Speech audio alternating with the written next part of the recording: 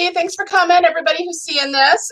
We apologize for starting a little bit late. We were having some tech issues, so I ended up pushing back the time by about 15 minutes, but we are all here now.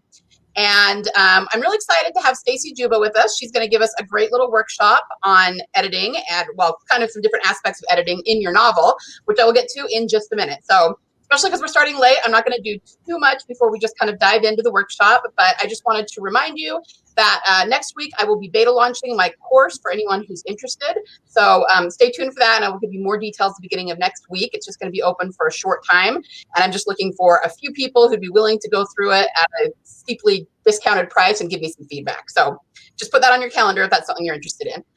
Also, make sure and get your freebies. Remember that I have the Ultimate Villainy Checklist and also the 9 essential plot points, and I will put those links again in the comments of this post so that you can pick those up. They're just free resources for you. And make sure that you join the Prolific Author group. Okay? So with that, let's turn the time over to Stacy. Stacy is an author herself and a freelance editor. So she knows all about editing and the kinds of mistakes authors make in their writing. And when I first interviewed her for my podcast, we actually talked about common mistakes we see that first-time writers make and like the kind of words we overuse a lot and things like that. So she's very, very knowledgeable about that kind of thing. So I'm going to turn the floor over to you, Stacy. Okay. Hi, everybody. Thank you.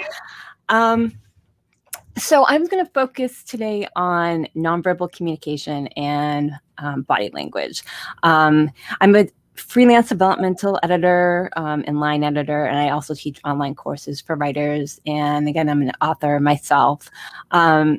So body language used to be sort of like my Achilles heel. It was something I had to learn, and common feedback from editors when I was first starting out back in the early 1990s was you need to flesh out your characters, make your characters more well-rounded. And eventually I realized that one of the missing elements was improving my use of nonverbal communication and body language. And as a freelance editor myself, that's something that seems to be shared by a lot of authors. So I'm just going to share my screen here, and we're going to just do a deep dive into what nonverbal communication and body language is, and we'll give some examples of it and talk about why it's important for you to master in your writing. Okay. There we go. Okay. So, oops. Yeah, we have had so many technical glitches today. Okay, so let's go to what is nonverbal communication.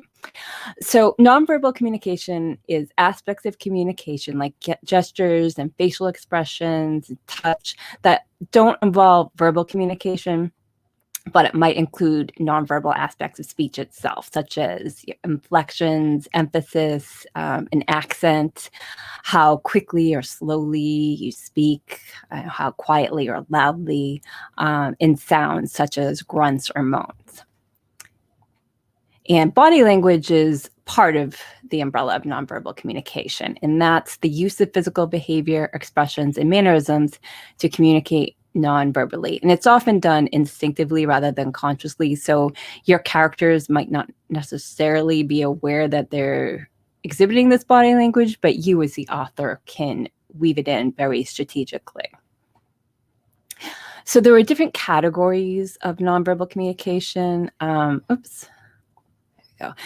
Head movements and posture, gestures, touch, movement in space, facial expressions, eyes and eye contact, physiological changes and internal sensations, voice, and the last one is kind of was buried there.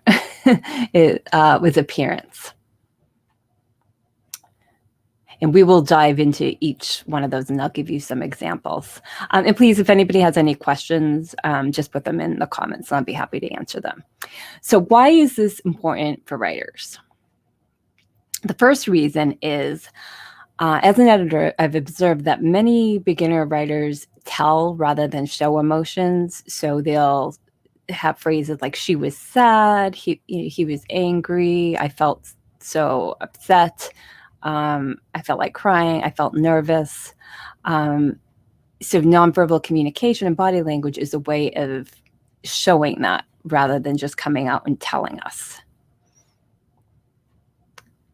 And reason number 2 is that most writers overuse general nonverbal communication phrases. And this is something that is not just beginner writers. I've seen, many multi-published authors who have their favorite phrases that they tend to overuse. And it's just something you have to become aware of. What are your own personal fallback phrases? So the common ones that I see are looked, smiled, grinned,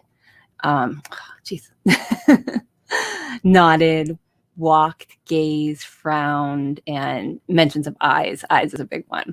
I would say it's probably the number one most overused body language word that I see, or really any word, is look. That is something that I see in the majority of manuscripts that I edit. In some manuscripts, I've seen it at least once per page, or sometimes multiple times per page. I tell writers, try to get it down. Like if you're writing a 250, 300 page book, try to get it down to like maybe 40 times, because a lot of authors tend to have it in there like 100 times, 200, or even more than that. And then smiled, grinned, these are all very common. I see a lot of characters just walking, which is a lot of times that can be just cut out, or it can be made more specific to try to show what emotion you're trying to portray. And then eyes, again, very, very commonly overused. Now, it's not that you have to avoid these words, but you want to try to think of some fresher ways to convey these. Because if you just keep using words like that, it leads to bland, lackluster writing that lacks a strong voice, flat characters that lack motivation. And then if your readers don't understand why your characters are acting a certain way, if that emotion or like what they're feeling isn't really coming through, then that's going to make it hard for your readers to connect to the characters. So this is just a general example. So I'll see a lot of he smiled. And again, there's nothing wrong with that. But if you're constantly using just very generic phrases like that, on every page, it might not just be smiled. It could be like he looked, he gazed, if he glanced at. If these kind of generic body language phrases are appearing like on every page or two, it's just really going to have an impact on your style. It's kind of generic. It doesn't make your writing evocative. It's okay to use them once in a while, but you want to reach for the most of the time you want to reach for something that's stronger or more creative. So these are just some different examples of kinds of smiles. Like a smile ghosted onto his face. That kind of shows like it's a hint of a smile. Or a dimple indented his cheek. His mouth kicked up in a half smile. Amusement flickered across his face. His smile froze on his face. So these all are ways of describing a smile, but they kind of all have a different connotation. And coupled with the dialogue and the character's internal thought and what's happening in the scene, they can help to convey the emotions that you're trying to get across. And now we're going to go into those categories. Remember at the beginning, I was going over the list of nonverbal communication categories. So now we're just going to go into them one by one, and I'm going to give you some examples for each category. And feel free in the comments to write like what emotion you think could go with some of these phrases. For example, a curt nod or an easy nod, that's obvious, but that gives a little bit more information than just saying like she nodded. Hunched over in a chair, that could imply being down or depressed, for example, or somebody could just have a backache or be tired. You don't know, but depending on what else is going on in the scene, this just sort of layers it, so it's further evidence of whatever you're trying to get across to the readers. Stood stiffly, leaned forward, sat on the edge of the seat. So leaning forward and sitting on the edge of the seat could imply that somebody is interested, or listening closely, or sitting on the edge of the seat could imply excitement. Gestures, so that, for example, gestures could be hand movements, arm movements. It could even be like with your feet and legs. So it could be motioning someone over, steepling or folding or tenting your hands in your lap, curling your hands into fists, a hand flying to the mouth, raking your hands through your hair, tapping foot up and down. So again, feel free to put in the comments, what emotions like some of these prompts remind you of. For example, tapping your foot up and down, that might be something you do like when you're bored. So if your character is bored, you could have him yawning, tapping his foot up and down, rather than just coming out and saying, Mike felt bored. This is just some evidence. A hand flying up to the mouth, that could convey shock or surprise. Touch. Touch can really communicate a great deal. It can convey like intimacy, discomfort, your confidence level around someone, and a lot more. So, for example, there's a difference between a firm handshake and a clammy, slippery handshake. If somebody reaches out for your hand. Brushing hair out of someone's eyes could convey, it could be like a romantic touch, a romantic gesture with touch, or it could be compassionate, if somebody is upset or crying. Circling an arm around someone's shoulders, poking someone in the chest, like with your index finger, that could convey like annoyance maybe. Shoving or hitting. Hands brushing against each other. Again, that could be like hinting at a bit of romance. So there's lots of ways that you can incorporate touch into your book.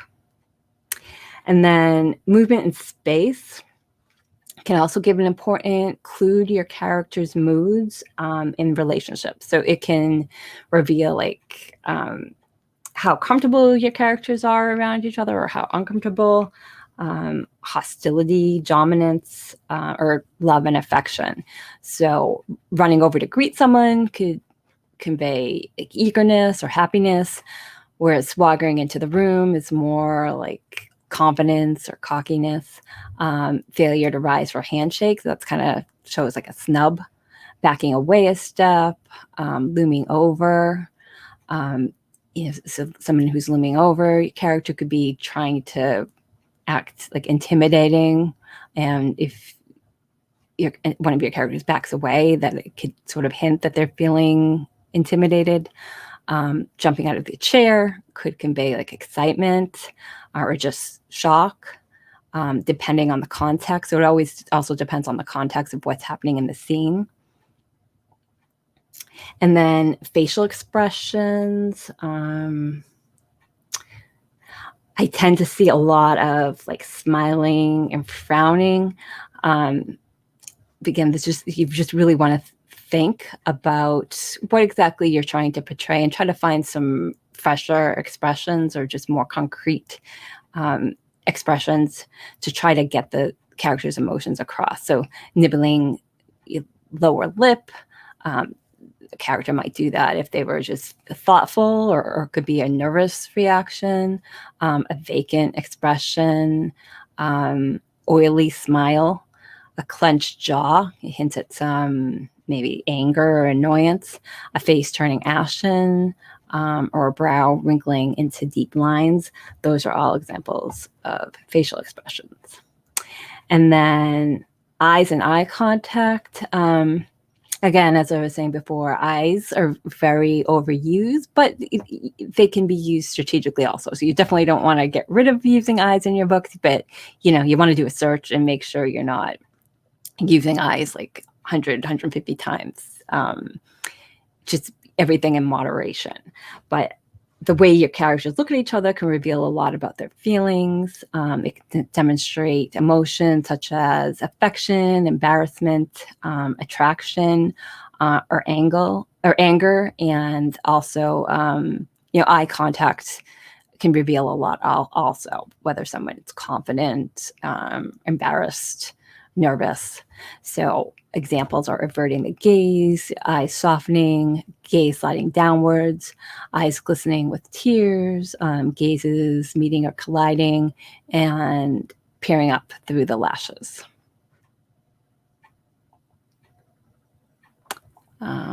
Okay, and then we have physiological and internal. So this is sort of like the nausea, like breathing, like breathing quickening, or panting, flush face, accelerated heartbeat, sort of those internal sensations that your characters might feel, and those give a clue to like what their motivations are, what they're thinking, how they're feeling. So if one of your characters said something in dialogue, and if it's like your viewpoint character, if you kind of layer it by adding some physiological and internal sensation, that can sort of help to illustrate, why they're saying this or why they're reacting a certain way. So it just can go a long way toward helping your readers understand the character's motivations. So examples can be sweat dotting the forehead, feeling a heaviness in the chest, blood flow surging to the face is a way of saying the character was blushing or flushing, a lump clogging her throat, her heart thundering in her chest, tingling nerve endings. Those are all some examples of internal reactions that your characters might be feeling. And then you could argue that mental and psychological reactions are kind of part of that physiological and internal sensations, but I'd like to just kind of make it a little bit separate, because this is just sort of more psychological as opposed to like your heartbeat or pulse hammering, where those are more physiological. So it's important to pay attention to both and to include both in your book for your viewpoint characters. So examples would be like, is your character feeling jumpy, restless, feeling like a twinge of sympathy for someone? Maybe she's nervous about confrontation she's going to have and is mentally rehearsing what she's going to say. Someone who's embarrassed might just want to disappear. If the character is excited, they might feel like a buzz, charge, thrill, or zing, like shoot through them. They could brace themselves for something, for bad news, or for something that they're not looking forward to. And then voice, there's a lot you can do with voice also. Is this an expression that it's not just what you say, it's how you say it. So how your characters speak can reveal a lot about them, like through their tone, their inflection, their timing, and the pace of what they say, whether they're speaking quickly, slowly, loudly.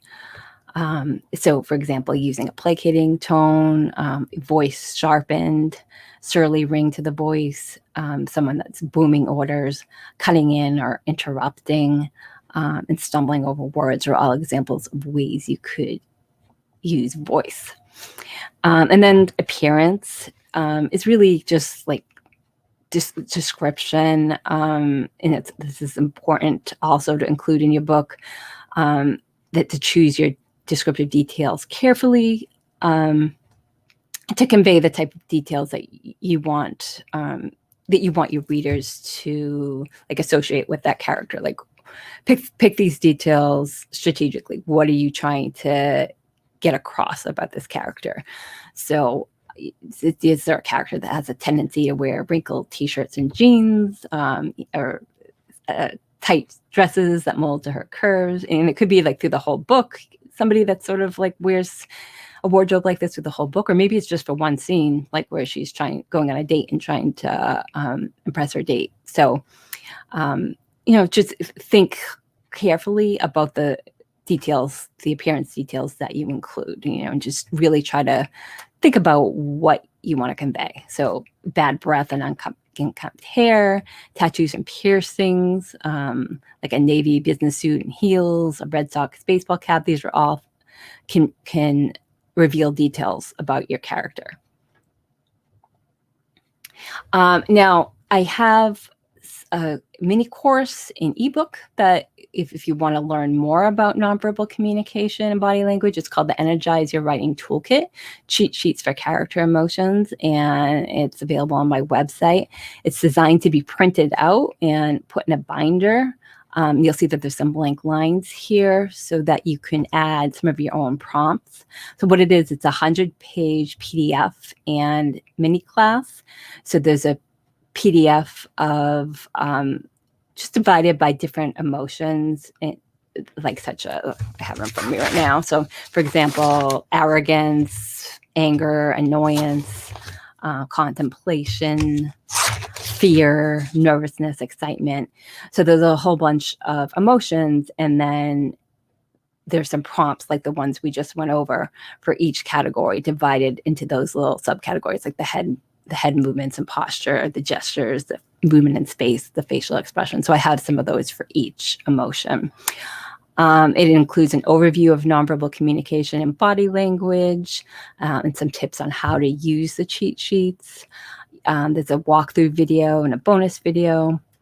And there's more than 4,000 of those nonverbal prompts that I was giving you examples of that span 21 categories.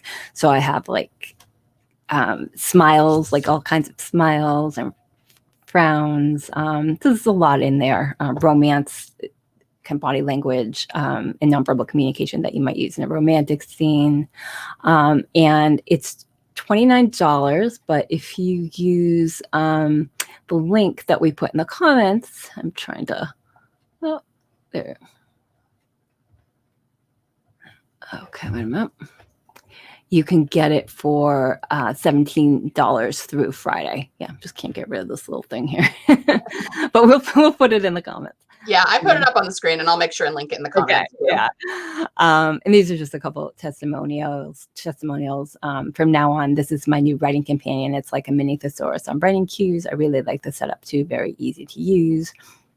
I enjoyed this course for the twofold approach it takes. By providing the shortcut document, I know I have a powerful weapon against repetition, and the discussion questions got me thinking about the importance of this. So there's some short videos, there's the PDF, and then I also have some discussion questions where I take you through analyzing your manuscripts for how well you've used nonverbal communication in the past, and trying to find patterns, like are there certain phrases or categories of nonverbal communication that you tend to overuse and ones that you don't really use enough. So the goal is to get you thinking about it, using the blank lines to add your own phrases. And then you can use some of the prompts word for word, or you can use them to combine them and mix and match them, or use them. I also want you to come up with your own, just use some of these as examples to get you thinking, to come up with some really fresh ones. So if you use like a mix of those, that can really help to spice up your character's emotions. And I also teach a course called Book Editing Blueprint, a step-by-step plan to making your novels publishable if you'd like to learn more about self-editing. And this course includes 10 modules that guide you through the editing process, 28 video tutorials, some quizzes, 200 pages of transcripts, and then there's a workbook and a step-by-step blueprint to help you with self-editing your manuscript when you're ready to start working on that. And then you're welcome to come visit me at shortcutsforwriters.com. I have a free 5-day line editing class. I have a free Shortcuts for Writers Editing Made Simple Facebook group. If you go in the units section of that group, I have a free book blurb toolkit that will guide you through writing your book description, back cover copy, or description for Amazon and other retailers. So I definitely invite you to visit me on my Facebook group. And if anybody has any questions, just let us know, or I can check back later. And if you're watching the replay, I can check back, and I'm happy to answer you. Great. Let's see. Thank you so much, Stacey. That was a great presentation. And I actually do have a couple of questions that maybe you could answer real fast. So I noticed when you were talking about the, how to create better descriptions, like instead of saying he smiled, you had like a smile ghosted onto his face, those ones. So would it be fair maybe to say that you should put verbs into your descriptions of the emotions? I noticed most of those had verbs in them. Yeah, because I think verbs are going to make them more active. I think a lot of writers tend to write more passively. I see like a lot of felt, also feel and felt. Those are really common. That's a big one for me. I will admit, I use felt, and my critique partners always get me on it. Yeah. And again, it's not like you can never use it, but you tend to, right. if you have like a favorite word, it just tends to creep up over and over. And then once it's pointed out, you're like, oh, you become more aware of it. But I think, you looking for more, just more vivid verbs. You can even use a thesaurus to help you, just, right. Yeah. Instead of like saying I have this open, the toolkit just open in front of me, but like as an example, like instead of saying his legs felt unsteady, you could say his knees buckled or weakened or sagged, so that you can see how those verbs are just more vivid. Yeah. So do you have one thing I was going to ask is if you had any resources to help with this, but it sounds like your courses are kind of the ultimate resource. Those sound really cool. Yeah. And I actually created the initial version of this PDF. I created it for myself many years ago because, as I was saying, that was sort of my Achilles heel, was like trying to flesh out my character's emotions and trying to find fresh ways to convey it. So I started this sort of like a word file compiling different prompts for different categories, and it just grew and grew and grew over the years. And then when I became an editor, I saw that, it's not just me. A lot of other writers had this issue also, and then I expanded it and added some more categories and everything, because I realized, I think other people could benefit from this too, because it's something you don't necessarily think about. And but once you start really working on improving it, it can really enhance your novel. And even if you write like memoirs or creative nonfiction, if you're writing about people and places, you still want to convey those characters. They're really characters, even if it's something that actually happened, but you want to convey their motivations and just try to make it as vivid and engaging as possible. And this is like a tool that can nonverbal communication is a tool to help you to do that. Awesome. And do you have any tips for how they can find their weaknesses? I mean, other than just reading through it, is there any other way that you in particular look for it, or you just have to kind of old-fashioned? You could like do a search, like you use the find and replace. You could search for a word like felt. You could search for like emotion words like sad or angry, and then search for those those overused words I was saying, like look, gaze, smile, frown, walk. Search for those, and that'll give you a good indication of some of the main culprits that a lot of writers have, to see if you're, if any of those are sort of your, Achilles heel. So. Yeah. I do that actually. I have a list of crutch words that I edit for same thing. They're just things that I used to, use a lot. And I always kind of employ a 1% rule. I always say in any given, whether it's a chapter or several chapters, I can't use it more than 1% of the words. And I think I'm like way below that now. Usually I end up at like 0.5% now. But when I first started, I used them so often, I had to force myself down below 1%. It's hard too, because they just come, like when you're writing. And again, you don't want to, like, when you're writing your first draft, I don't want to make it sound like it has to be perfect when you're writing your first draft. Just get that draft down.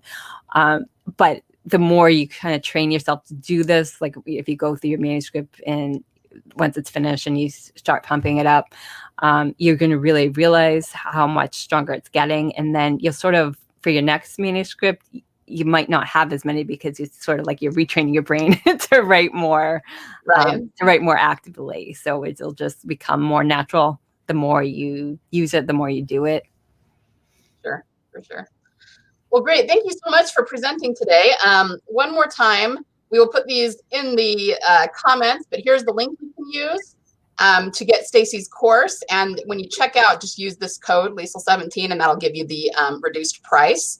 So I will make sure and put those in the comments. And if anybody has any questions for Stacy, just feel free to comment them and she will try to get back around and answer them.